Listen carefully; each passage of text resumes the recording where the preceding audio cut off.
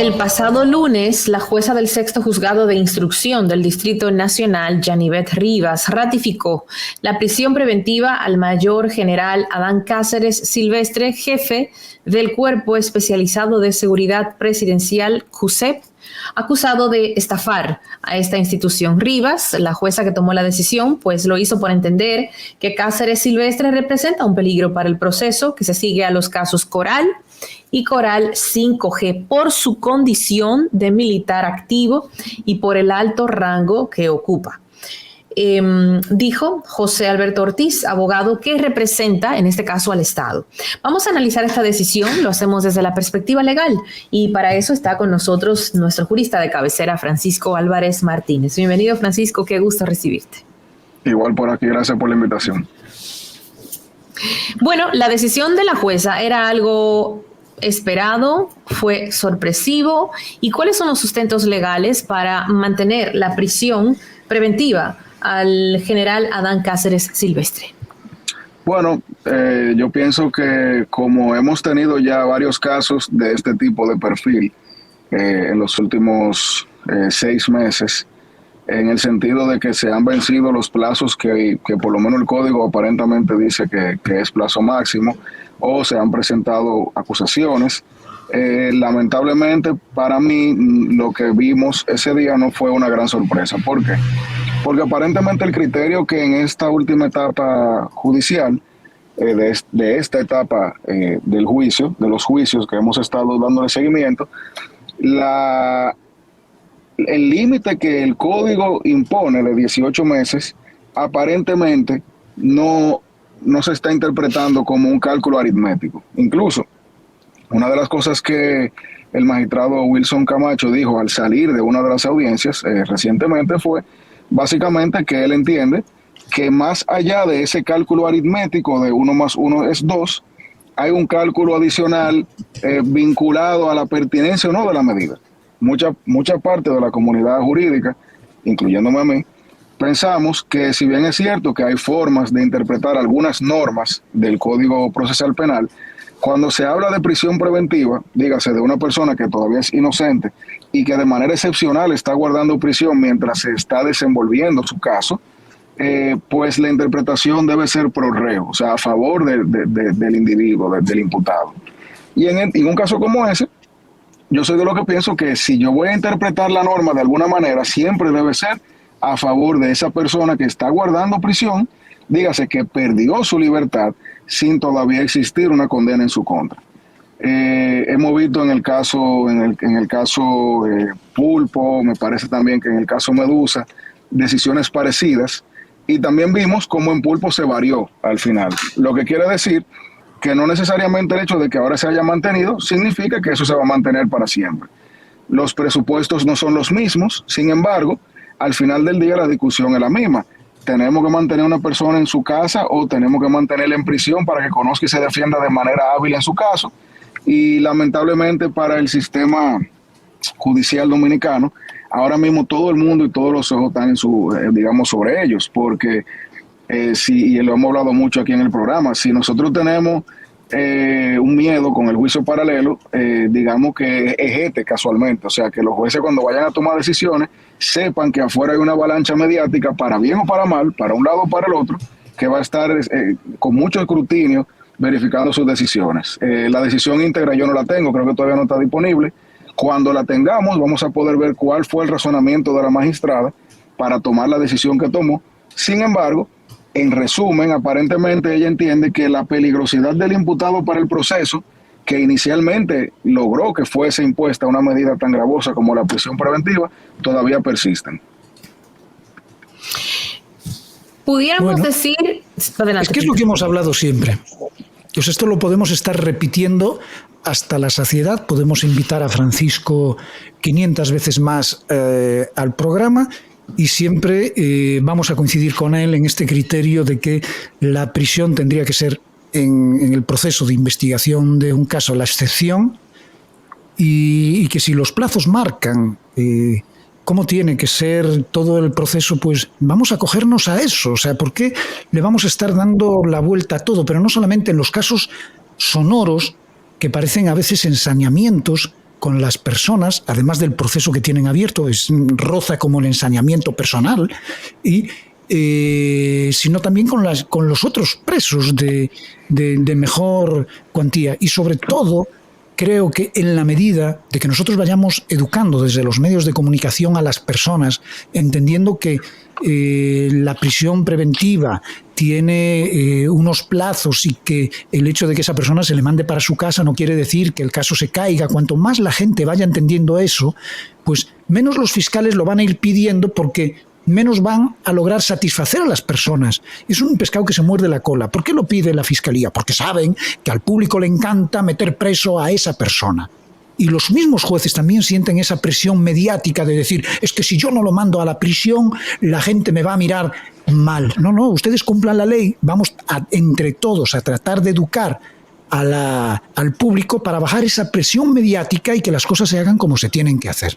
Porque se están llevando todos de esta presión, de estas ganas de sangre, de sed, de una justicia que no es tal, porque no es así que se hace, y entonces pues al final estamos cometiendo injusticias que nos van a costar cara. Y vuelvo y repito, y ahora que tenemos ahí a Francisco, me gustaría preguntarle, y lo hablé el otro día, no sé si se lo pregunté a él o no, creo que fue otro compañero de nosotros, ¿por qué Francisco, si la Fiscalía pide una prisión preventiva y manda a una persona, yo qué sé, 10 meses, 11 meses, 12 meses a la cárcel, y luego esa persona sale inocente porque no se pudo probar? Y podemos encontrar en Odebrecht varias personas que han pasado por prisión y que al final se ha desestimado su caso, si no me equivoco. Creo que hay como unos cuantos, ¿verdad, Francisco?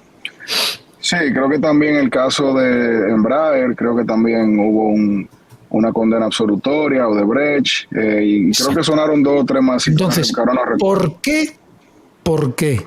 Yo tengo mi propia teoría, a ver si es verdad o no. ¿Por qué los abogados de estas personas que fueron encausadas sin al final que apareciesen las pruebas incriminatorias, que le hicieron pasar por la vergüenza pública, el escarnio público, la mala publicidad pública, la injuria, todo eso, y además los hicieron pasar por prisión porque estos abogados no le dicen a su cliente, no le recomiendan y los fuerzan incluso a su cliente a que sean resarcidos?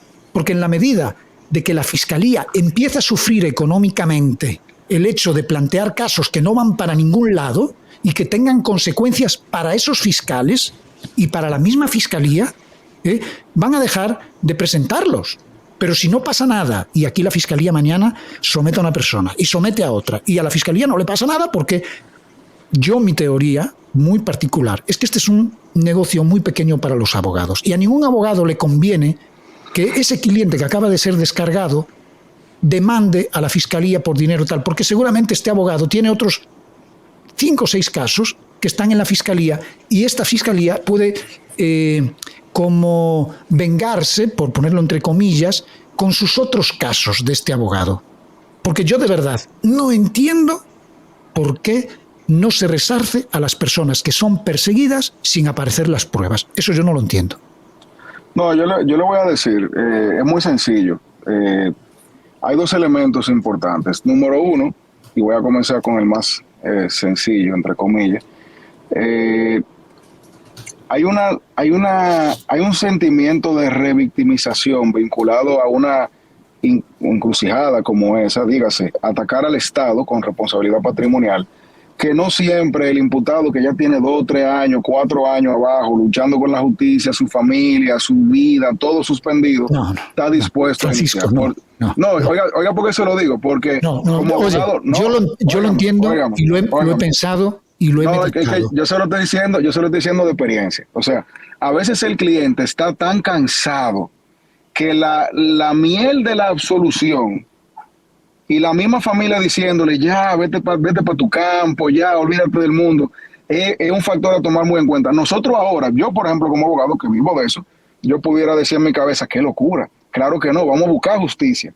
Pero el que tiene 4 o 5 años abajo, gastando un dineral en abogados, y además con toda su vida suspendida, que tú le digas que va a tener que durar 2 o 3 años más en lo mismo, a veces no es potable. Ahora, la otra la otra justificación, que ya es técnico-jurídica, es que no necesariamente una sentencia absolutoria genera una responsabilidad patrimonial del Estado a través del Ministerio Público. ¿Por qué? Porque lo que está, vamos a decir, penalizado, en sentido lato, no es que tú pierdas el caso, es el uso abusivo de la vía de derecho. Por ejemplo, si yo te embargo y tú levantas el embargo, eso no automáticamente te hace acreedor a ti en contra mía de una demanda en daños y perjuicios. Porque si yo ejercí un derecho que yo tenía, aunque perdí en la justicia, automáticamente eso no genera una responsabilidad.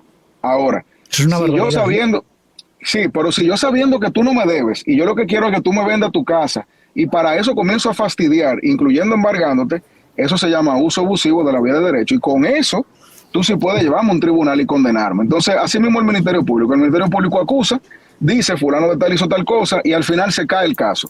No necesariamente eso significa que el Ministerio Público es responsable económicamente, siempre y cuando se pruebe que su acción no fue un exceso. ¿Y cómo tú pruebas eso? Bueno, si los indicios era que era inocente, porque si no hay prueba, tú eres inocente, ¿verdad? Pues tú pudieras entonces decir, bueno, había una probabilidad razonable de que el tipo fuera inocente y aún así ellos decidieron encausarlo. Entonces se le fue la mano y eso tú lo puedes llevar a un tribunal. Sin embargo, el factor que yo le dije al inicio, y se lo digo por experiencia, esa catarsis que un individuo genera a raíz de una absolución luego de una batalla campal horrible en los tribunales de la República Dominicana, a veces es el mismo disuasor de volver a meterse a ese tracto jurisdiccional, que para lo único que no nos cansa es para los abogados. Pues déjame decirte que mientras no haya una responsabilidad y un régimen de consecuencias para estas personas también, nosotros vamos a estar así toda la vida. Porque pueden acusar sin ningún tipo de motivo a cualquiera. Porque no hay consecuencias después, amparándose en, es que yo ya llevo 4 años echando un pleito.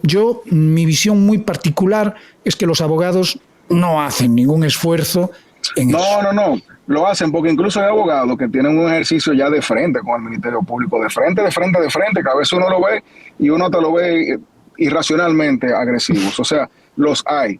Lo que yo creo es que al final el cliente no toma la decisión, pero, dicho sea de paso, los casos que estamos viendo ahora son caldo de cultivo de casos de responsabilidad eventual, no porque lo hagan bien o mal, sino porque los imputados son personas que tienen reputaciones públicas, tienen ingresos, tienen dinero y tienen, entre comillas, quizá el grupo de abogados que lo pudiera hacer. O sea, que quizá eso pudiera verse. Eso debería de... Había un imputado de lo del juicio de Brecht, lo decía muchísimo en vivo y en prensa y eso.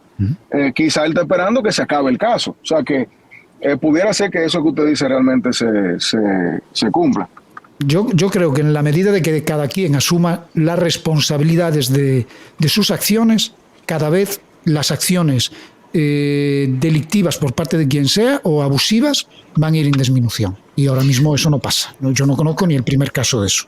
Así es. Bueno, pues despedimos a nuestro querido Francisco, que ya tiene que salir de esta transmisión, tiene otros compromisos ya previamente establecidos con producción. Así es que, Francisco, como siempre, muchísimas gracias por tu participación.